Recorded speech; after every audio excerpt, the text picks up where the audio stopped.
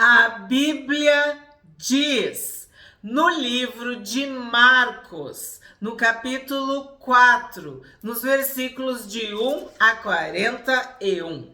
Jesus começou a ensinar outra vez à beira-mar, e uma numerosa multidão se reuniu em volta dele, de modo que entrou no barco, onde se assentou, afastando-se da praia.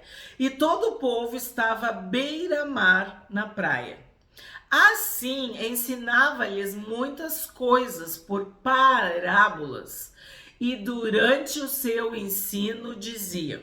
Então, o Senhor Jesus, como um bom mestre, um grande professor, ele ensinava por parábolas. O que são parábolas? São histórias. E essas histórias eram baseadas no contexto. Então, para nós, não é tão claro. A gente tem que entender o contexto. Cara, algumas são fáceis de entender, mas outras têm um contexto histórico, cultural daquele povo, daquela época. Mas nós podemos usar parábolas que são histórias do nosso cotidiano, exemplos, narrativas, contar algo que vai ilustrar, são ilustrações, é um recurso pedagógico, é um recurso didático para que o ouvinte entenda, porque todas as pessoas, crianças, adolescentes, jovens, adultos, idosos, gostam de uma boa história. Principalmente se é uma história verdadeira, verídica. Nós gostamos, nos prende. Por quê? Porque a nossa vida é uma história. E tu te identifica com o personagem, com a situação, com algo que está acontecendo, com os sentimentos, com o que está. Sempre tem uma questão nas parábolas. Então isso gera uma identificação com aquele que está contando e aquele que está ouvindo. E isso é uma lição, é importante para nós. Tu dar exemplos, tu fazer uma ilustração, tu contar uma história. Então o Senhor Jesus, ele ensinava por parábolas. Então, ele ensinava muitas coisas por parábolas. E agora nós vamos conhecer uma parábola, que sim, a gente já viu em Mateus. Mas vamos ver o que tem de diferente em Marcos. 3. Escutem. Eis que o semeador saiu a semear. Então, parece óbvio, mas o semeador saiu a semear. O semeador tem que semear. Sabe assim? Tu é semeador? Então tu tem que ter semente. Tu é semeador? Tu tem que semear as sementes. Então o semeador saiu a semear. E ao semear, uma parte caiu à beira do caminho e vieram as aves e a comeram. Outra parte caiu em solo rochoso, onde a terra era pouca e logo nasceu, visto não ser profunda a terra. Saindo, porém, o sol a queimou, e porque não tinha raiz, secou-se. Outra parte caiu entre os espinhos, e os espinhos cresceram e a sufocaram, e não deu fruto. Outra, enfim, caiu em boa terra e deu fruto. A semente brotou, cresceu e produziu a 30, a 60 e a 100 por um. E Jesus acrescentou: quem tem ouvidos para ouvir, ouça. Então, o que acontece aqui? A palavra de Deus deve ser pregada. O semeador saiu a semear. Nós somos semeadores. Nós devemos semear a palavra de Deus. Mas a gente tem que entender que a palavra é de Deus e é Ele que vai dar o crescimento. A Bíblia diz que a palavra de Deus não volta vazia. Ela vai fazer aquilo para o qual Deus a designou. Então, toda vez que nós falarmos a palavra de Deus, a verdadeira palavra de Deus, a genuína palavra de Deus, sem aumentar e sem diminuir, sem inventar, ela vai produzir. Ela não vai voltar vazia, mas sempre há um espaço para a liberdade, para o livre arbítrio, para a rejeição, para aquele que não quer. Coloco diante de ti a vida e a morte. Escolhe, pois, a vida. Então, escolhe. Eis que estou à porta e bato, se alguém ouvir a voz e abrir a porta. Então, quem tem ouvidos, ouça. A pessoa vai ter que ouvir, mas ela vai decidir se ela vai abrir a porta, tá? 10. Quando Jesus ficou só, os que estavam junto dele com os 12 começaram a lhe fazer perguntas a respeito das parábolas. Jesus disse a eles: a vocês é dado conhecer o mistério do reino de Deus, mas aos de fora tudo se ensina por meio de parábolas, para que, vendo, vejam e não percebam, ouvindo, ouçam e não entendam, para que não venham a converter-se e sejam perdoados. Isso aqui deixa muita gente nervosa. O mistério do reino de Deus. Então, no Evangelho de Marcos é falado o reino de Deus. No Evangelho de Mateus era o reino dos céus. O que quer dizer isso? A nossa salvação. Nós estamos em Cristo. Nós nascemos de novo.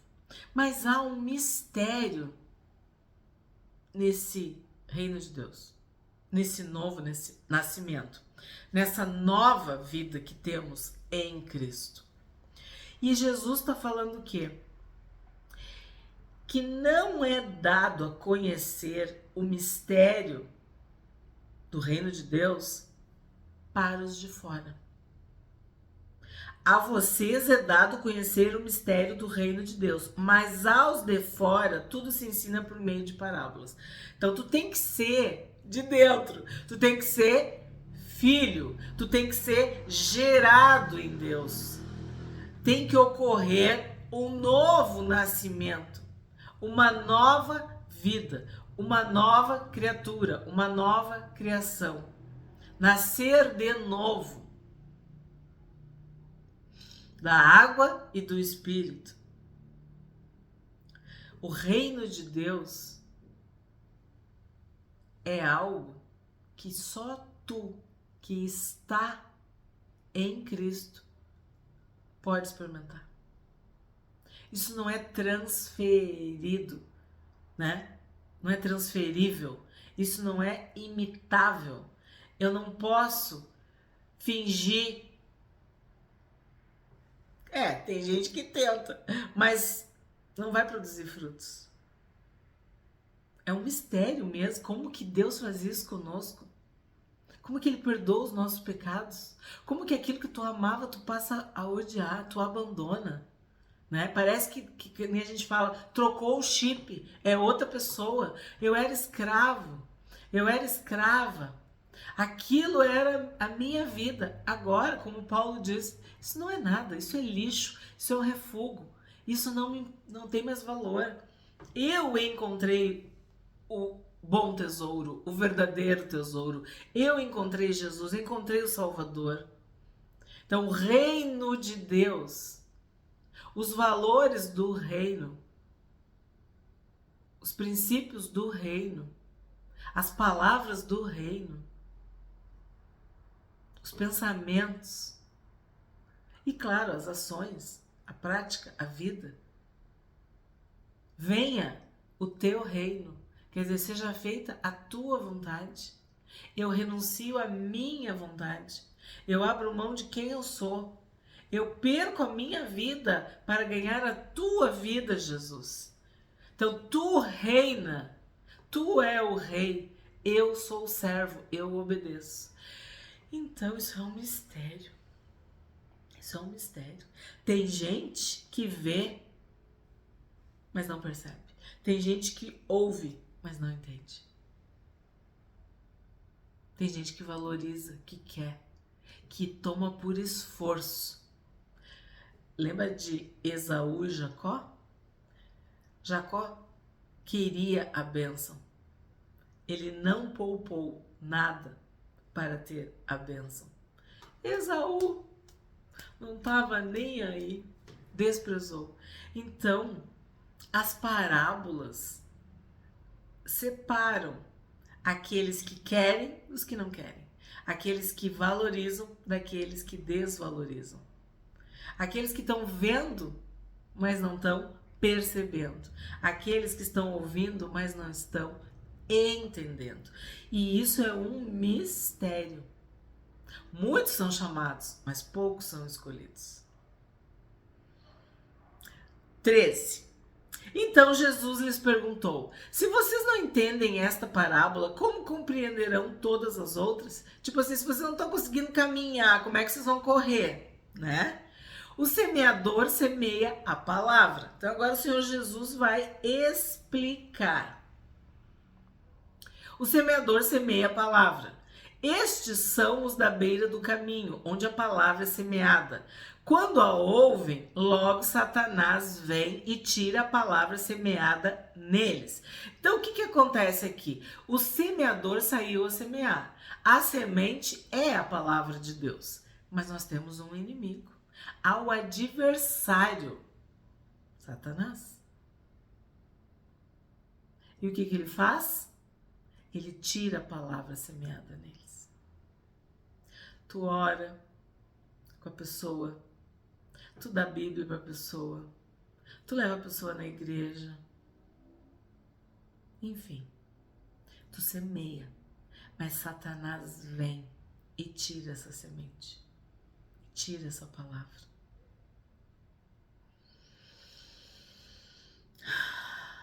Esses é o da beira do caminho. Jesus diz que ele é o caminho, tu tem que andar no caminho, não é na beira do caminho. E estes são os semeados em solo rochoso, os quais, ouvindo a palavra, logo a recebem com alegria. Mas eles não têm raiz em si mesmos, sendo de pouca duração. Quando chega a angústia ou a perseguição por causa da palavra, logo se escandalizam. Então, recebe com alegria, mas não persevera. Não entende que aquela alegria, ela não é externa. Não é de acordo com as circunstâncias. Por quê? Ela recebeu com alegria e é aquilo que as pessoas falam, né? Acha que tudo agora vai ficar lindo, maravilhoso, perfeito. Não, é uma vida de renúncia. Então eles têm pouca raiz em si mesmos. Eles não estão convictos, eles não estão bem certos, né, do que eles estão fazendo. Ó, é pouca duração. Aí o que acontece? Vem a angústia, vem a perseguição por causa da palavra. Aí eles se escandalizam. Aí eles não gostam dessa parte. Não, nós vimos um exemplo muito, né, no Brasil, de uma pessoa, né, uma mulher que se converteu, mas queria que as coisas fossem do seu jeito, né? Não foi do jeito que ela queria, ela abandonou, largou tudo, se escandalizou. Os outros, os semeados entre os espinhos, são os que ouvem a palavra. Mas as preocupações deste mundo, a fascinação da riqueza e outras ambições aparecem e sufocam a palavra e ela fica infrutífera. Essa aqui é uma diferença, porque Mateus não fala das outras ambições. Então, caiu nos espinhos. E as preocupações, a fascinação da riqueza e outras ambições sufocam a palavra. Se sufocam, ela não consegue dar fruto. E essas outras ambições, o que será? Porque a gente entende as preocupações deste mundo e a fascinação das riquezas, mas outras ambições. O que essa pessoa quer que ela ainda não entregou para Jesus? O que ela não depositou aos pés da cruz? Que ambição que ainda vive, que ainda reina, que ainda habita no coração dela. Então, essas outras ambições aparecem e sufocam a palavra e ela fica infrutífera. Os que foram semeados em boa terra são aqueles que ouvem a palavra e a recebem, frutificando a 30, a 60 e a 100 por um. Que somos nós que estamos aqui, ouvindo a palavra de Deus e recebendo a palavra, a instrução de Deus, frutificando a 30, a 60 e a 100 por um. O que a gente interpreta 30, 60 e a 100 por um? Que quem vai dar este crescimento, quem vai fazer com que haja frutificação é Deus. Por quê? Porque varia de pessoa para pessoa. 30, 60 e 100. Quanto mais tu lê, quanto mais tu ouve, quanto mais tu estuda, quanto mais tu pratica, quanto mais tu ora, quanto mais tu busca, quanto mais tu bate, tu procura, mais tu vai ter. Quanto mais tu te esforçar, perseverar, amar, temer, adorar, louvar, quanto mais perto tu tiver, é uma boa terra. Nós sabemos que uma boa terra precisa de muito cultivo, muito cuidado, muita limpeza, muita pureza, muita água, muito sol. Muitos fatores fazem uma boa terra. Então, é de acordo com essa boa terra que vai frutificar a 30, a 60 e a 100 por um. Deus, lembra da parábola dos talentos? Deus sabe o quanto de boa terra nós somos. O quanto, conforme a capacidade de cada um, 30, 60 a 100 por um. É da gente pensar, né? 21. Jesus também lhes disse: será que alguém traz uma lamparina para que seja colocada debaixo de um cesto ou da cama? Por acaso não a coloca num lugar em que ilumine bem? Porque não há nada oculto senão para ser manifesto, e nada escondido senão para ser revelado. Isso aqui é uma advertência, um aviso, mas também um conforto, um consolo. Se está oculto, vai ser manifesto. Se está escondido, vai ser revelado. Isso vale para o bem, isso vale para o mal. Existem coisas que a gente não entende, que está oculto aos nossos olhos, mas pela palavra de Deus, pelo Espírito Santo, será manifesto. Tem algo que está escondido, que está difícil, hein? Mas, pelo poder de Deus, pela autoridade de Deus, será revelado. E sim, tem coisas ocultas e escondidas que são pecado, que são injustiças, que são maldades também, né? Porque aqui está bem claro, não há nada oculto que não vai ser manifesto e nada escondido. Então a gente pode abranger tanto o bem quanto o mal, tanto coisas agradáveis, importantes, essenciais para o evangelho e o contrário também. O mal, o pecado, a injustiça, a maldade humana, crimes, mentiras. Enfim, é um conforto, é um consolo para nós que estamos em Cristo. Tudo que está oculto será manifesto, tudo que está escondido será revelado. 23. Se alguém tem ouvidos para ouvir, ouça. Viu? O que a gente viu? Tem uns que têm ouvido, mas não entendem. Tem outros que veem, mas não percebem. Então aqui Jesus está dizendo, se tem ouvidos, é para ouvir. Então ouça. Presta atenção. 24. Então lhes disse: prestem atenção no que vocês ouvem. Com a medida com que tiverem medido, vocês serão medidos, e mais ainda lhes será acrescentado. Pois ao que tem, mais será dado, e ao que não tem, até o que tem lhe será tirado. Exatamente o que eu falei da parábola. Porque o que tinha 5 ganhou mais 5, o que tinha 2 ganhou mais 2, o que tinha 1 escondeu, enterrou e perdeu aquele 1. E este 1 foi para o que tinha 10. Então, o que tinha 5 ganhou 10, né? Dobrou, multiplicou e depois ganhou mais 1. Então, ficou com 11. Então, é isso que está sendo dito, ó. Mais lhe será acrescentado.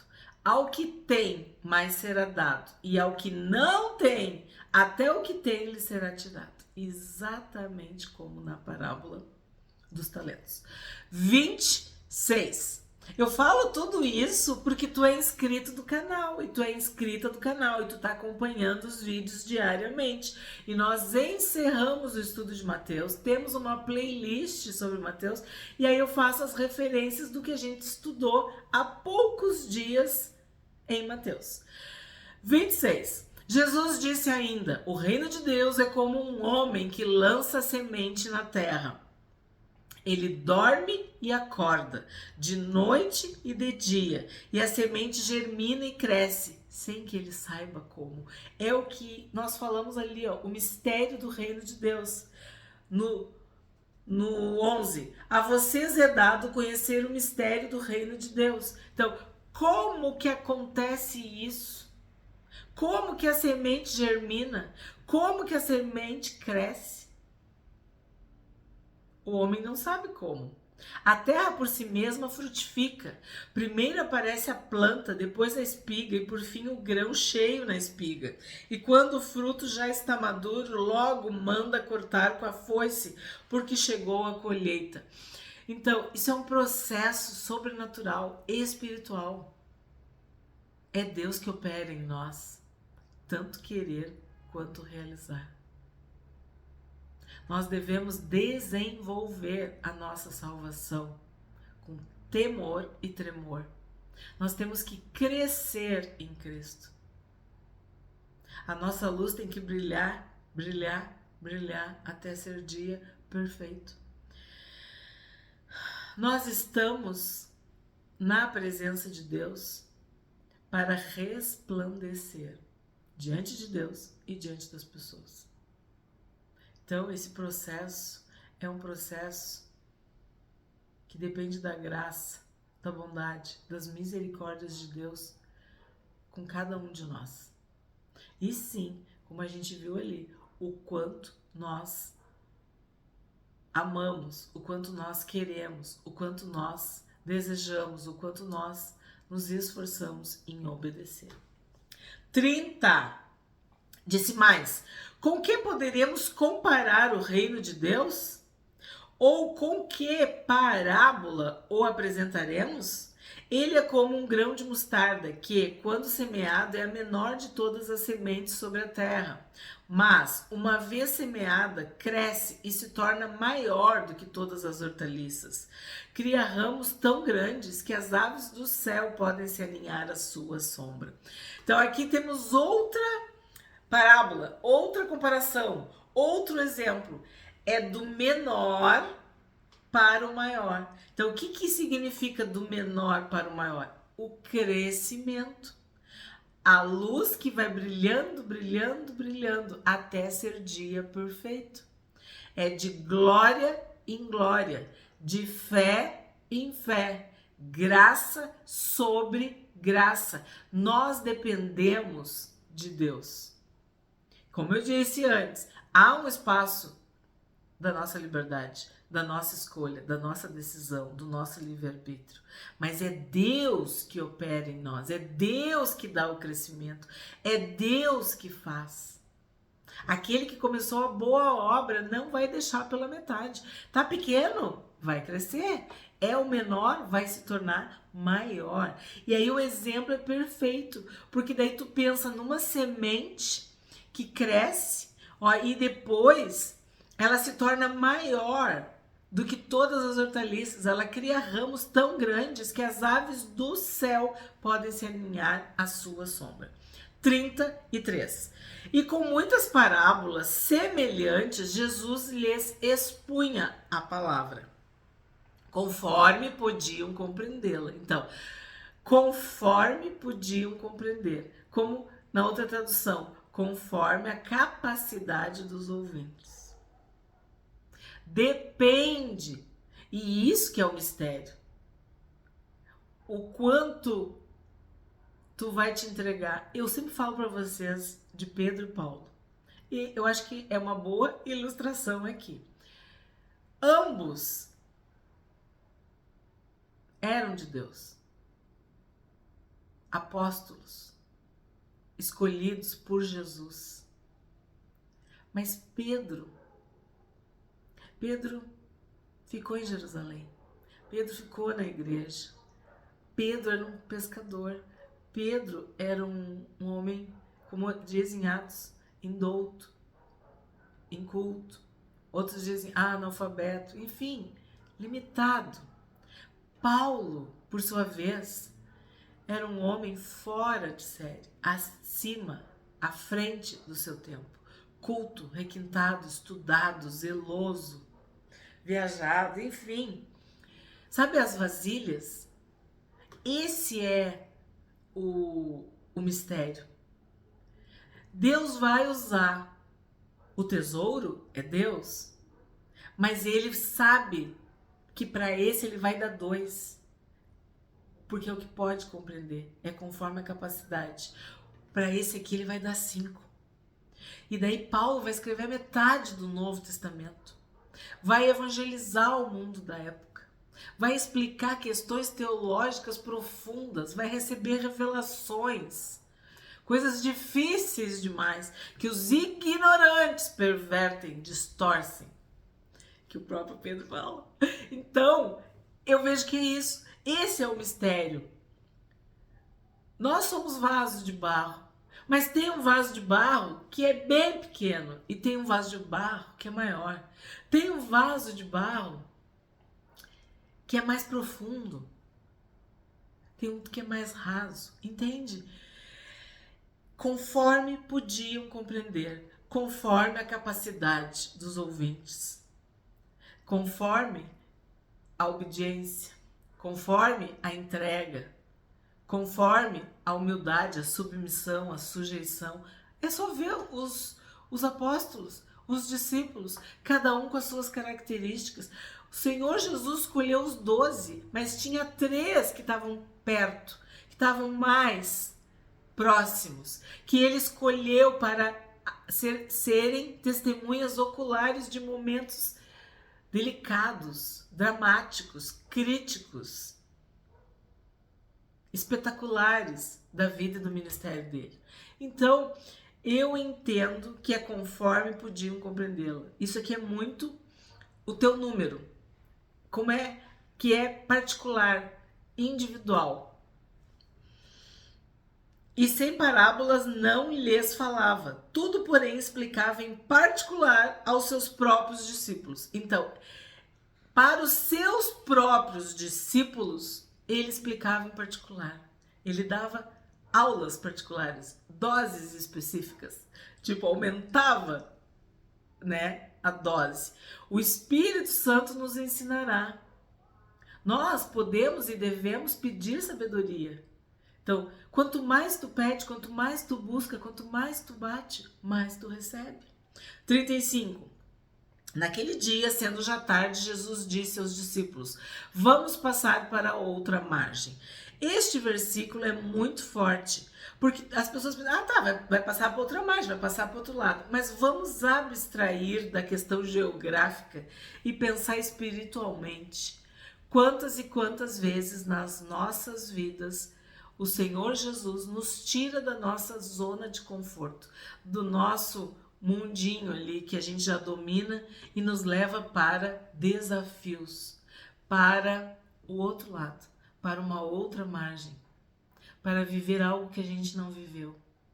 Eu, por exemplo, uma vida inteira trabalhando, né, com criança, com adolescente, com jovem, professora, Também trabalhei, né, com consultório 10 anos, mais pessoas presenciais ali. Agora eu estou no YouTube falando para uma tela. Isso, para mim, na minha vida pessoal, é passar por uma outra margem. Porque eu nunca imaginava que eu, acostumada a interagir com pessoas de carne e osso, né? Agora eu interajo com vocês, inscritos e inscritas do canal Bíblia Diz, por uma tela. Muitas pessoas eu não conheço. E talvez nunca chegue a conhecer. Então, isso para mim é passar para outra margem. É um desafio. É algo que eu tô me adaptando, aprendendo. E isso nunca passou pela minha cabeça. Então, às vezes é o contrário. Tu trabalhou a vida inteira com máquina, com questões, mas assim, e Deus te manda para estar com pessoas. Às vezes é a morte de um marido, de uma esposa, tu tem que ir pro outro lado, para outra margem, estabelecer uma nova rotina, tomar decisões que tu nunca tomou. Às vezes é um filho, tu tem um filho, tu tem uma filha, tu tem uma família, tu vai ter que abrir mão do teu trabalho, da tua carreira, dos teus estudos para se dedicar àquela criança. Tantos exemplos que a gente pode dizer, vamos para outra margem. Jesus nos desafia a cada dia a fazermos algo. Ele quer acrescentar. Pode ser 30, pode ser 60, pode ser 100, depende. Vamos para outra margem. Nós precisamos estar atentos para obedecer. Vamos passar para outra margem? Aqui, quando eu tive que fazer os shorts, os vídeos curtos, foi para mim passar para outra margem, porque tu tá fazendo um vídeo longo, tu tá lendo, a gente tem tempo, eu consigo organizar meu pensamento. Um vídeo curto para mim, aqueles shorts, né, é bem difícil. Foi uma outra aprendizagem para mim.